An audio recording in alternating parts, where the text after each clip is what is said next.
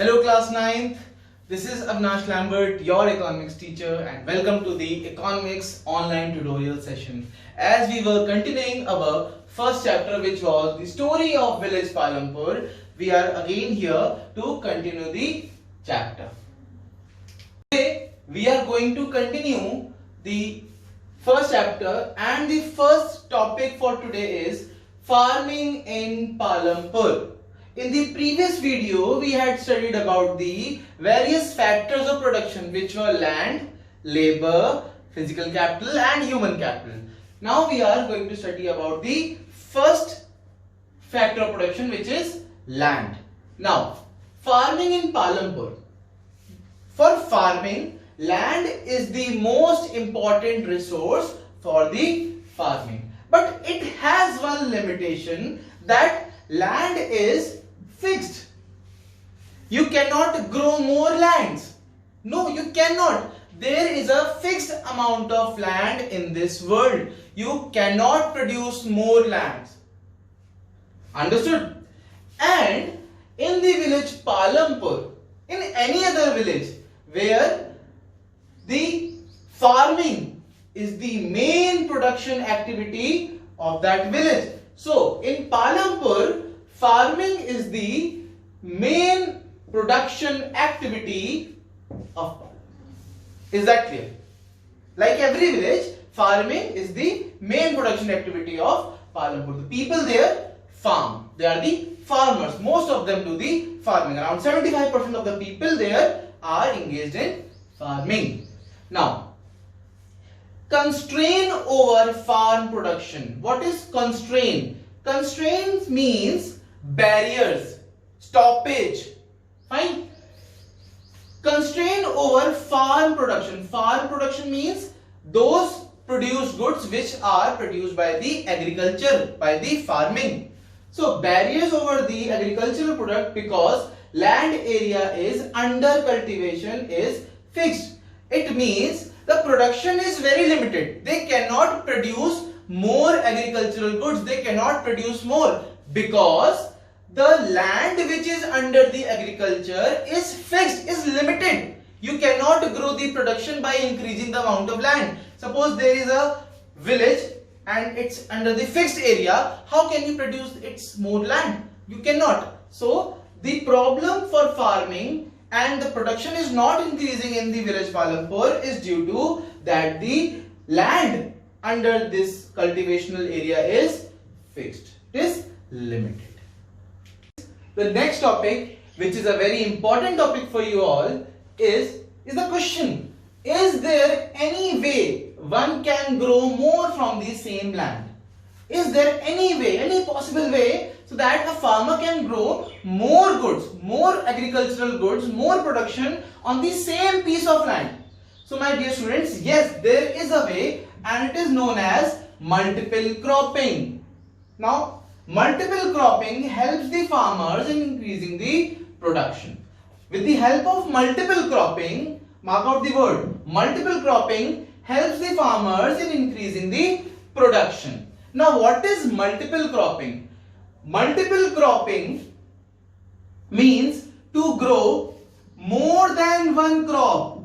To grow more than one crop on a piece of land during the year.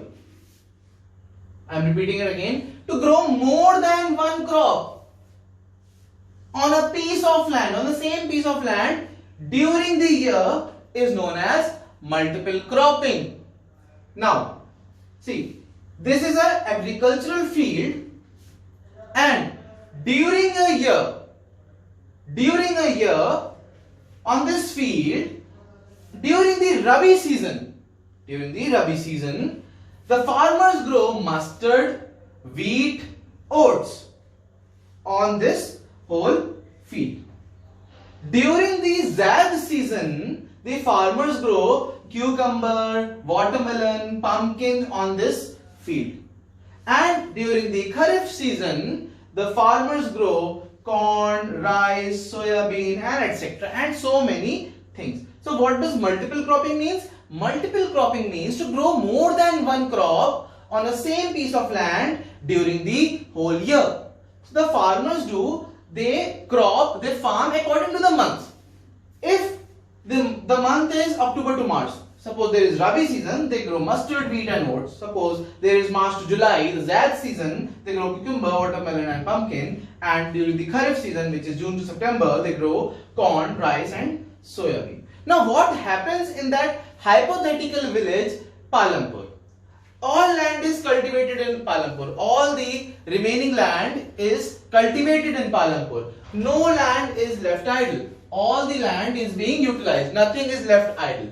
Now, what the village people of Palampur do? During the Rabi season, they grow wheat. During the Zaid season, they grow potato. And during the Kharif season, they grow jowar and bajra. Jowar and bajra is basically used for the cattle food, cattle grains, which they feed to the cows and their cattle. Now, a part of land, there is some part of land area is also devoted, is left for sugar cane. You all know sugar cane? Okay, suppose this is a land area and these are the crops grown here. These are the crops. This black portion, these are the crops.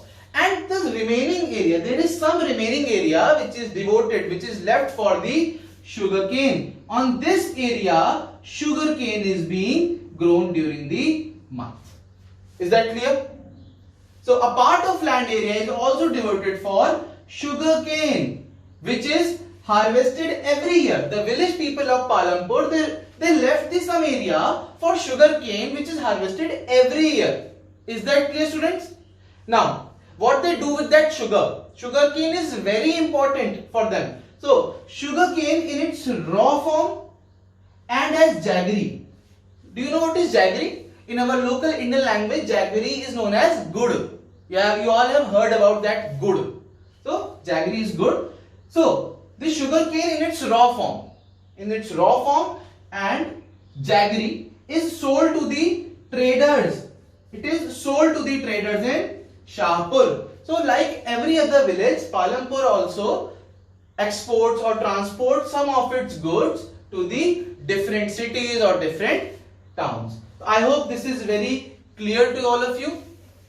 Farming in Palampur, its limitation and what are the problems and how one can grow more from the same piece of land by the help of multiple cropping, to grow more than one crop on a piece of land during the year. And these are the seasons, and according to the season the villagers grow the crops. And in Palampur, no land is left idle. During Rabi season they grow wheat, during Zaid season they grow potato, during Kharif season they grow jowar and bajra. And some land is left totally particularly for the sugarcane, which is harvested every year. And what the people of Palampur do? They sold the jaggery and sugarcane raw form to the traders in Shahpur.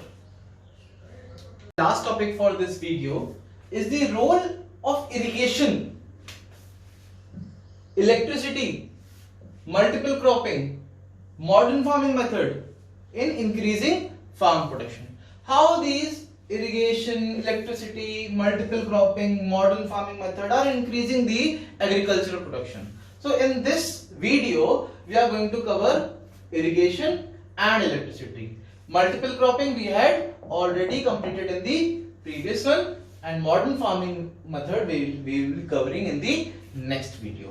So for this time, we have got irrigation, electricity and multiple cropping. Multiple cropping we just had covered in the same video. Now, let's start with irrigation. Now, do you know what is irrigation? Irrigation means to provide water supply for the agricultural products to the fields, to the agricultural fields. Now, with the irrigation, more crops can be grown in Rabi and Zaid season. If a village is being provided with the proper irrigation facilities, then that village do not need the dependency on the rainfall. They do not wait for the rainfall to happen so that their crops can be grown. So what happened? They just grow the crops in the rainy season, and for the other seasons like Rabi and Zaid, they did not grow anything. So when the irrigation facilities was provided to the farmers were able to grow crops in the Rabi and Zaid seasons also. There was no dependency on rainfall. The farmers were not having any requirement of the rainfall because they were being provided with the proper irrigation facilities. And what are those irrigation facilities? Wells, tube wells, ponds and canals. You all know what are these things? Okay. Now, with the irrigation, there was electrification, electricity. When the irrigation facilities were electrified, farming in Palampur got boost up. They got speed up. They grew very faster. How? Because electricity transformed the system of irrigation. During the previous years, when there was not any electricity in the villages, the farmers had to take the water with themselves and they manually irrigate the fields. But now with the electricity, there are so many methods so that they can irrigate the fields with the help of tube wells, with the help of sprinklers. They just irrigate the field with the less amount of time. They save lots of time. Due to this, the electricity has transformed the system of irrigation. And this whole scenario is our country scenario. It is told with the example of village Palampur, which is an hypothetical village. In the next video, we are going to study about the modern farming methods. For now, that's all for today's video. Stay home, stay safe.